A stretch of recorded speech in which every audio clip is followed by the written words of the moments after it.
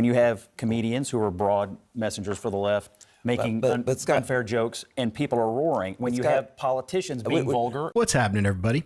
Yesterday, Scott Jennings joined the panel on CNN's Newsnight with Abby Phillip. Scott Jennings and the panel discussed the Democrat Representative Jasmine Crockett's recent insulting comments about Texas Governor Greg Abbott. Get ready for a lot of, but what about Trump, being thrown around in this clip. Anyway, let's watch Scott Jennings give the CNN panel a much-needed reality check. Again, let's go. First of all, have you met MAGA? Have you been to a MAGA rally where Trump is mocking a disabled journalist or a POW or saying we should punch him out? I mean, it is rich. And let me tell you, I have been very, very out there on criticizing Trump for that disgusting, disgusting rhetoric that has coarsened the language around politics. It's gross. He's why we got here. And what she did was disgusting. And I am not going to accept her spin of this. It's disgusting and gross to mock someone who is disabled just because you don't like them. And if Democrats, this is your idea, this is what your party's going to do now, is do Trump but gross but worse and then pretend it's not. I'm not here for this, and please do better. Please, this cannot be the answer for the future of the Democratic Party. I mean, I think actions speak louder than words. And in this instance, I think we have a president who, when the plane crash happened in Washington, D.C., he blamed it on people with disabilities. When RFK says that autism is a threat to the American way of life, which is a disability, apparently the White House has ended ASL, American Sign Language interpreters, in briefings, which is making it inaccessible. Questioning and gutting Social Security, which a lot of disabled people rely on, Medicaid, Medicare, people rely on. And in his first campaign, mocking disability. Two wrongs don't make a right, but actions speak louder than words. And the policies of the Republican, including undermining special education, ID, the Individuals with Disability and Education Act, making sure that schools are not going to be accessible. Those are the actions of this administration. Those are the actions of the Republican Party. I would rather folks be demonizing those things than... But to be clear, you don't agree with what she said, right? Well, her explanation was that she wasn't referring to that policy. If she so you buy that? But here's the thing. If you make fun of somebody because of their disability, I do not agree with that. As a person with a disability, as a person who has family members with a disability, as a person who has taught children with a disability, that is not acceptable. She said that's not what she was doing, and so I know Jasmine, and I believe Jasmine if that's what she was saying. Well, I don't know her yet. Okay, so that first lady, the one that was dressed like the principal of my elementary school, she had a list of offensive language and behavior by Donald Trump that she was very fed up with. So let's go through the list. Donald Trump never made fun of someone with a handicap. He also reiterated in his words that he would never make fun of someone with difficulties. This was over 5 years ago. More evidence that they're scraping the bottom of the barrel for complaints. She mentioned something about Trump's going to punch somebody out. He said that in front of a crowd about a protester that was interrupting his rally in 2016, again, over 5 years ago. The protester has the freedom to say what he wants, but so does Donald Trump. Another absolute nothing burger. Then we got to the second lady who spoke and said her take was that actions speak louder than words. Well, you know what? Actions do speak louder than words. In fact, that's one of the major reasons that Donald Trump is currently president. Because, see, Democrats are good at talking, lying, and promising. They rarely take any action. Alternatively, whether you like it or not, Donald Trump has aggressively acted in the best interest of the American people since before day one this term, and he hasn't slowed down. And also, isn't the Democrats' entire playbook to attack Donald Trump, to take things he said out of context or tell lies about something they had heard second or third hand? So spare me the I care about actions nonsense. Donald Trump blamed a plane crash on people with disabilities. Is she serious? I know exactly what she's talking about, and I'm not going to dignify that with an explanation. I respect my audience too much. I'll let you all, whether you remember what she's talking about or not, Use your best judgment to determine if you believe that to be a true statement. These people really think Americans are complete morons. All right, so you've gotten through the tough part. We got Scott coming up here soon.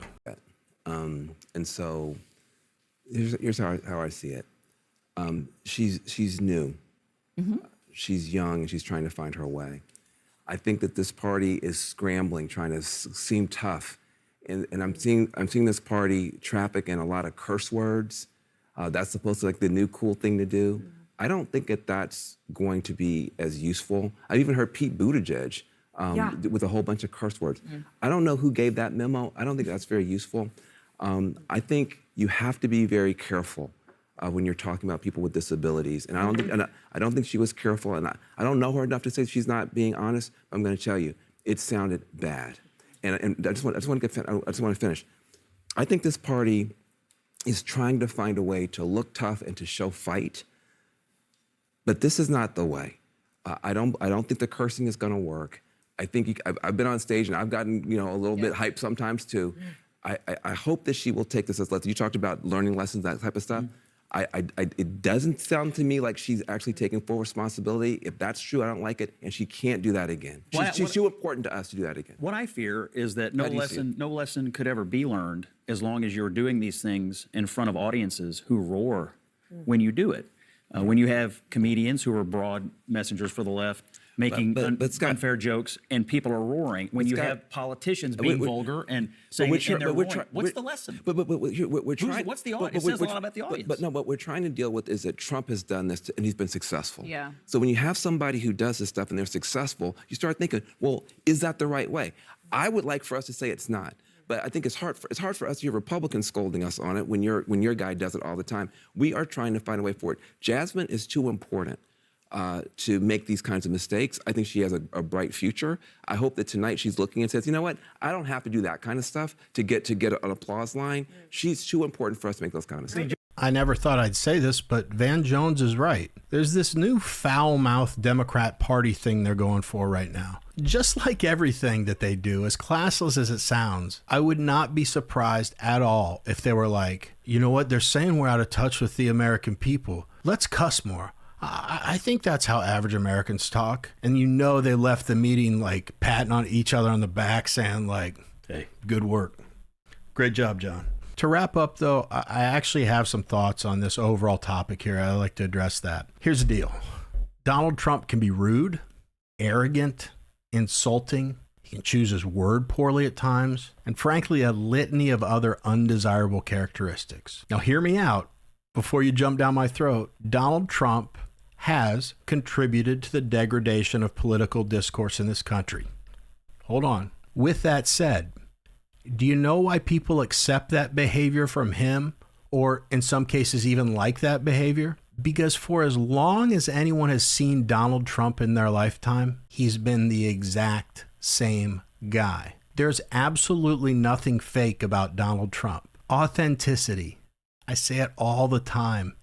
That's what people like about him, including me. I rarely make predictions because I'm not a political know-it-all, but one thing I will guarantee you that you will never see in your life, Donald Trump speak at, let's say, like a meeting attended primarily by Black Americans. Go up on stage and interact with the interviewer and say something like, "What up, son?" He's the same guy wherever he goes. On the other hand, everything from the Democrats is performative or manufactured.